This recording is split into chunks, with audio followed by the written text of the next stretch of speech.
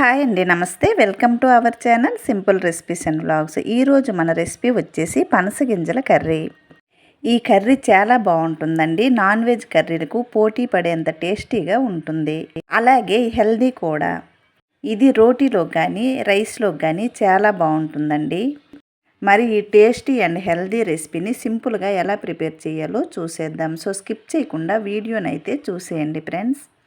దీనికోసమైతే పనస గింజలను 250 గ్రాముల వరకు తీసుకున్నానండి. వీటిని ఇలా చాకుతో ఒక ఘాటు పెట్టి ఈ పొట్టునంతటను తీసేయాలి. చాకుతో ఘాటు పెట్టడం వలన పొట్టు అయితే ఈజీగా వచ్చేస్తుందండి. ఇలా వీడియోలో చూపించిన విధంగా ఈ పనస గింజల పొట్టునంతటిని తీయాలి. ఈ పొట్టు తీసిన పనస గింజలను 2-3 సార్లు శుభ్రంగా కడగాలి. ఇలా కడిగిన పనస గింజలను ముందుగా అయితే ఉడికించుకుందామండి. వీటిని ఒక పాత్రలో వేసి ఈ గింజలు మునిగేంత వరకు నీరు వేసి వీటిని మెత్తగా కుక్ చేసుకోవాలి. కొత్త వాళ్ళు ఎవరైనా ఈ ఛానల్లోకి వచ్చినట్లయితే ప్లీజ్ సబ్స్క్రైబ్ చేసి సపోర్ట్ చేయండి ఫ్రెండ్స్. అలాగే లైక్ చేయండి. మధ్య మధ్యలో చెక్ చేస్తూ ఈ పనస గింజలను ఉడికించుకోవాలి. చూడండి, ఇక్కడైతే పనస గింజలు కుక్ అయ్యావండి. వీటిలో ఉన్న నీరంతా తీసి వీటిని వీడియోలో చూపించిన విధంగా 2 ముక్కలుగా కట్ చేయాలి. ఈ కర్రీ అయితే చాలా బాగుంటుంది, అలాగే ఆరోగ్యానికి కూడా చాలా మంచిదండి.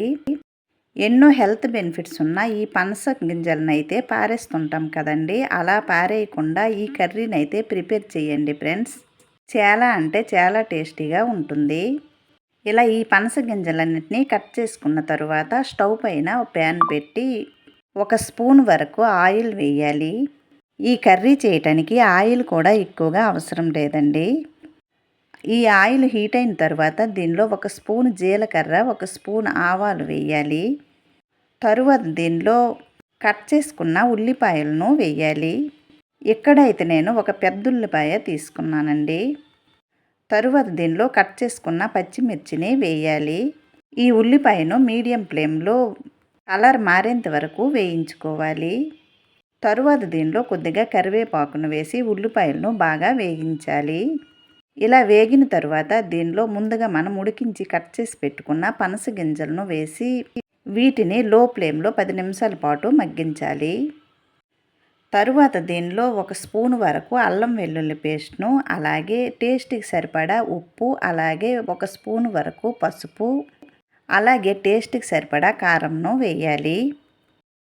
తరువాత దీనిలో 1/2 స్పూన్ వరకు గరం మసాలా పౌడర్ను వేసి ఇవన్నీ ఈ గింజలకు పట్టేటట్టు కలుపుకోవాలి. వీటిని కొద్దిసేపు లో ఫ్లేమ్లో ఫ్రై చేయాలండి.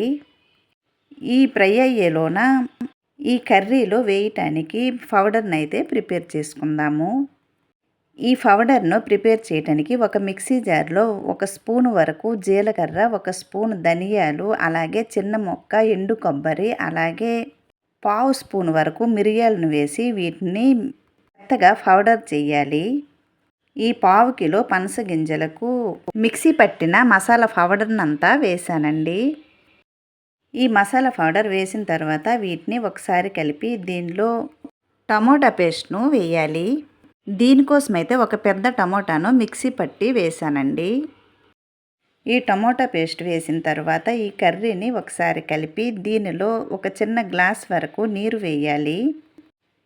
ఈ నీరు వేసి మూత పెట్టి మీడియం ఫ్లేమ్లో 10 నిమిషాల పాటు ఈ కర్రీని ఉడికించుకోవాలండి.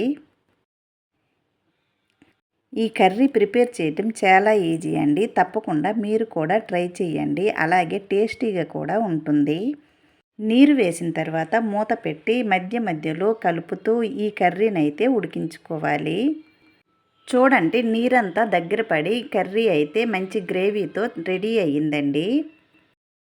ఇలా కర్రీ అంతా దగ్గర పడిన తర్వాత దీనిలో చివరగా 1/2 స్పూన్ వరకు బెల్లం పొడిని వేయాలి.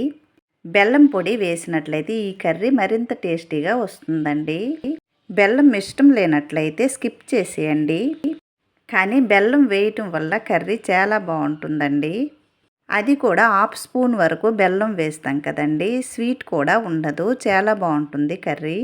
తరువాత దీనిలో కొద్దిగా కొత్తిమీర వేసి సర్వ్ చేసుకుంటే టేస్టీగా ఉండే పనస గింజల కర్రీ అయితే రెడీ అయినట్టే. మరి మీరు కూడా తప్పకుండా ట్రై చేయండి.